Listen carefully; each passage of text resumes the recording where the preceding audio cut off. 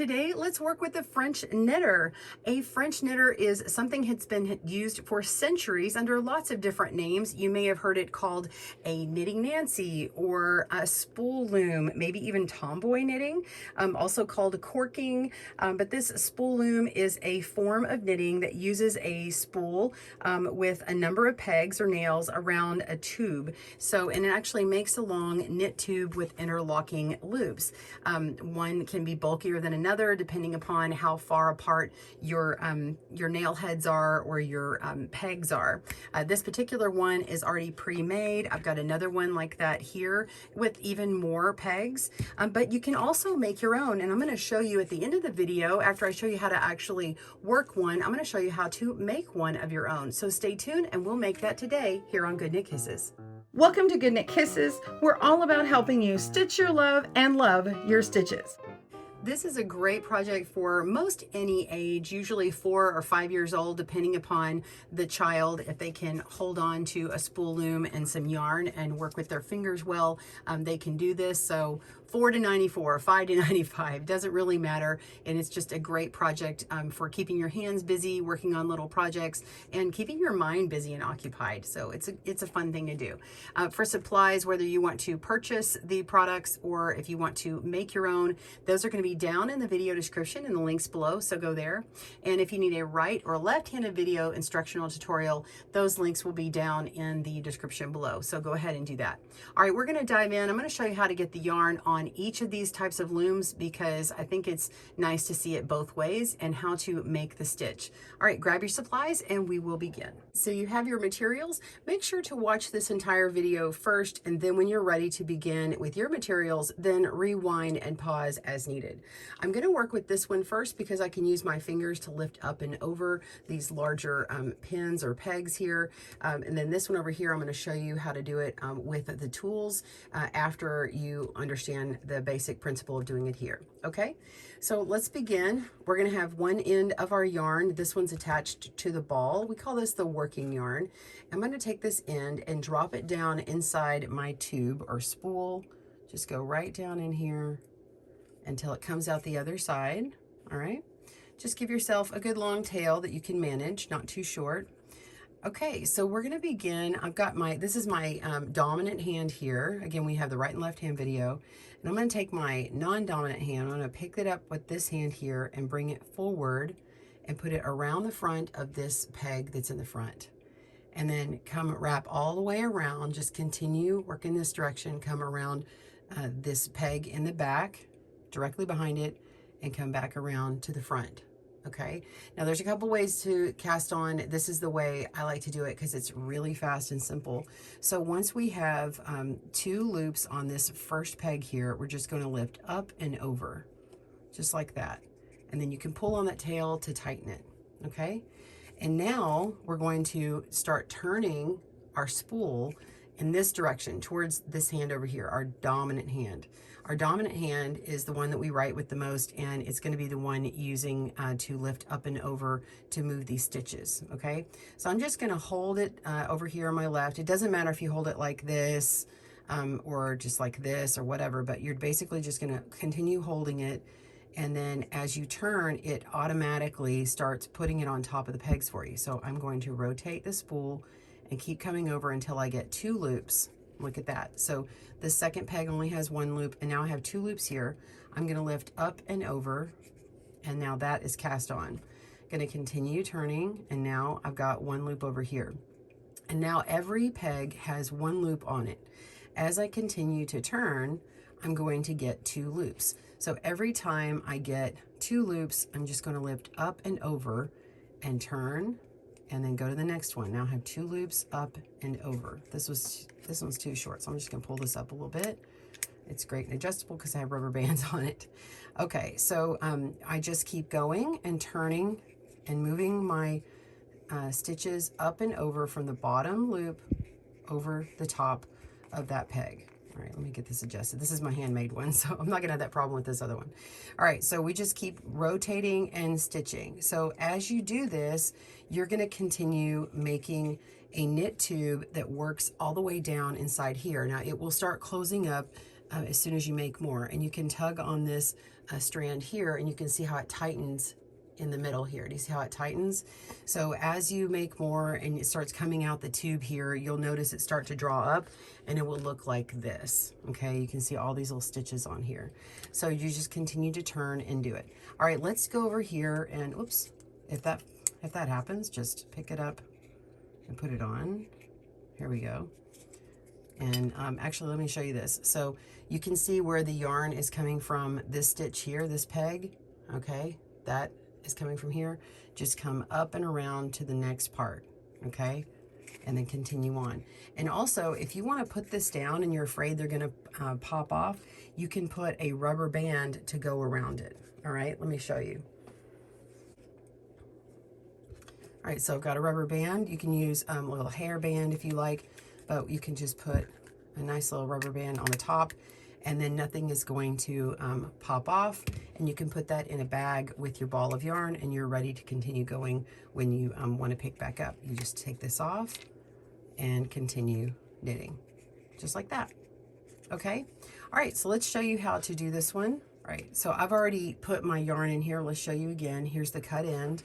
We're going to drop it down into my spool all the way down, get a nice tail, and then I'm going to wrap around. You can even hold this part here to make it tighter. I'm going to wrap around this first peg and go around the pair behind it, so that peg right in the back or pin, okay, and then come back around, and now we have 2 loops here. So I'm going to take my tool. This is the one that came with this one. You can also use a pick like this that you can buy separately, but this is the one that came with it. I'm gonna lift up and over, and this one's gonna be loose because of this tail. Just tug on it and it's nice and tight. And so now we just start rotating around just like we did before. I'm rotating, and now I have 2 stitches. So I'm gonna grab here. I'm just lifting from the inside because it's easier to pick up, and lift up and over like that, and continue turning.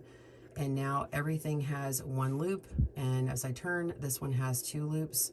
Lift up and over, turn, lift up and over. There's also a hook at the end of this one. I personally don't like it as much. It sometimes will catch on the yarn. Depending upon the yarn, it might be it might split easily, but it still works. So if you like the hook, then you can do that. Just make sure you're getting the whole strand here. Yeah, see, I just like this one because then I start feeling the other stitch. Okay, and these tend to stay on pretty good because they have a little nail head on here and they don't pop off as easy. And you just continue going on until it looks something like this with this knit tube coming out. All right, so let me show you how to take it off of your loom. Okay, it's real easy. You're just gonna take your yarn when you're ready and cut it. Cut a nice long tail. All right, and you can see that my yarn is coming from this peg here. So I'm just gonna go ahead and work the next peg and lift up and over. And then I'm just gonna pull through that cut yarn all the way through. Come over to the next one and knit that off, pull up and over, and then pull it through. Oops, I'm caught on my finger. All the way through. The next one, the same thing.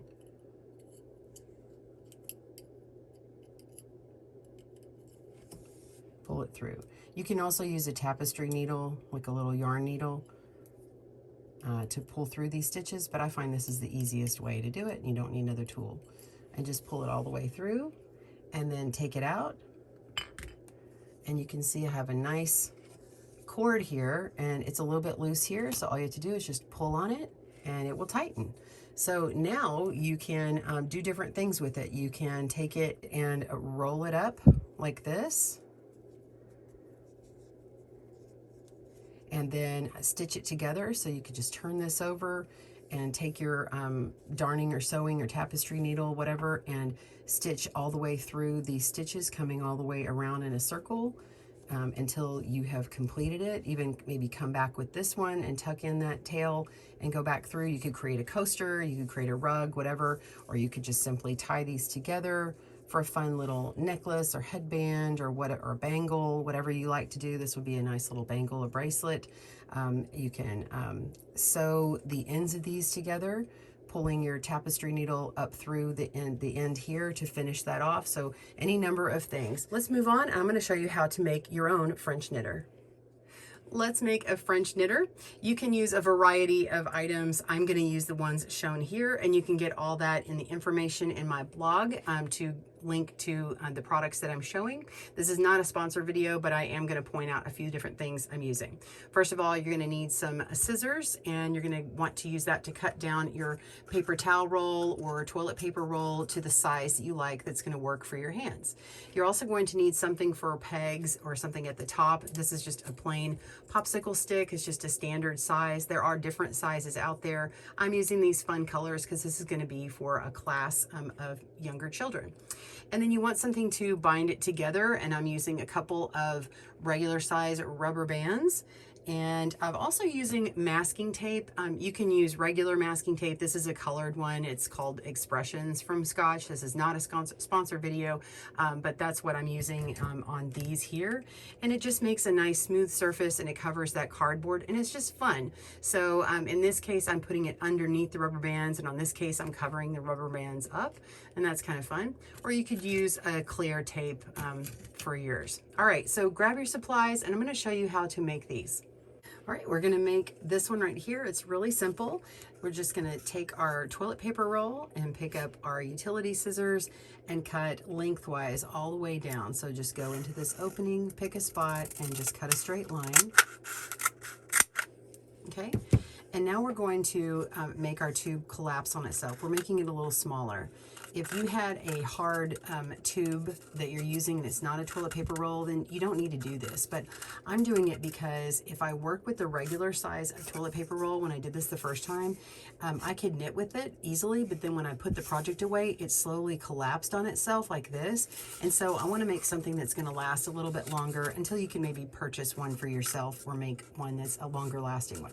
So I'm just going to roll this in on itself until I get the size that I want. It's going to fit in my hand nicely. I like it about that size. And so you can go ahead and put a little bit of clear tape on here to hold it together.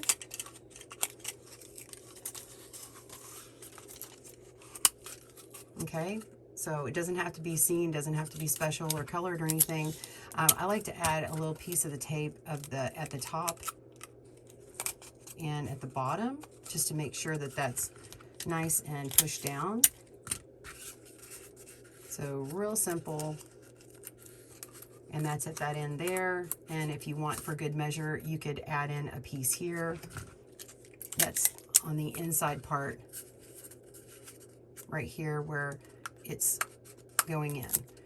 And then that way it's nice and flush. Okay? There we go. We got the other side. Okay, so if you want something more decorative, you could go ahead and wrap this one all the way around and cover that up, or you can wait until after we do this next step. So I'm just going to take my popsicle sticks and put them directly on here, and you can see that there's just a little bit sticking up, but in order to get your fingers around this, if you have bigger hands like me, you might want to push it up for a longer peg, right? This is our peg or pin. Right, so we're going to push that up till the height that we want, and I suggest putting on the one that is a pair with it that is on the opposite side at the same time, and you just hold those, make sure they're directly across from each other, and then go ahead and put your rubber band around. And I'm going to just go around the top here, and here, let me show you. So we go around, and then we're going to pull it and twist it, and then put it down, and then pull it and twist it and put it around, and that's for the top. And then we're going to turn it and grab the next pair. Okay, and then you can actually go ahead and slide them up underneath, and then raise it up to meet the same level as the other one, and then put it on here, and then we're going to put more at the bottom. So I'm just going to go underneath these rubber bands here. It's just easier to do this after you get the first 2 on there, because it's harder to hold all 4 at the same time and do it. So now I've got those on. Let's flip it over, and we're going to do the next one. Place that on.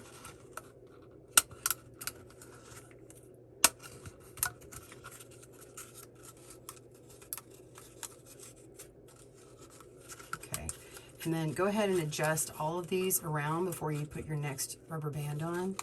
Make sure they're at the height you want, and they're directly across from the one behind it. Okay, so once you have that on, just turn it to the other end and repeat again, putting on your other rubber band. Put it around, pull it tight, twist it, put it on, pull it tight, and twist it. I just do mine 3 times around for this size of rubber band. And the rubber band that I'm using is 3.5 by 1/8 inch, if you're just curious what I'm using. So that is it. I'm actually done with mine. So I hope that's helped you. If you would like to make the short ones that I have here, let's just show you real quick. I'll just do this fast. We're gonna cut this in half, and then you can go ahead and cut it in half again.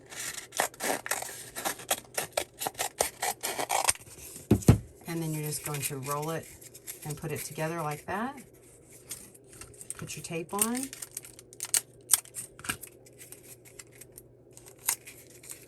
And you're ready to start putting on your popsicle sticks. And for this one, you're going to have to cut the popsicle stick so you can, oh, and I didn't put that on enough. There we go. Let's tape that again. And for good measure, let's show you what I do here. So let's find the end. Where is the end?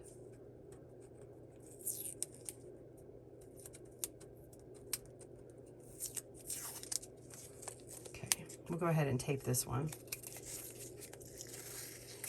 This will be nice.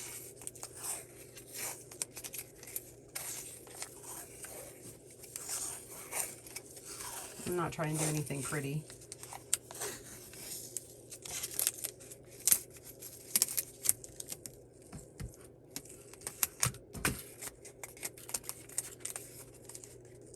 Okay, so this is kind of fun, like that.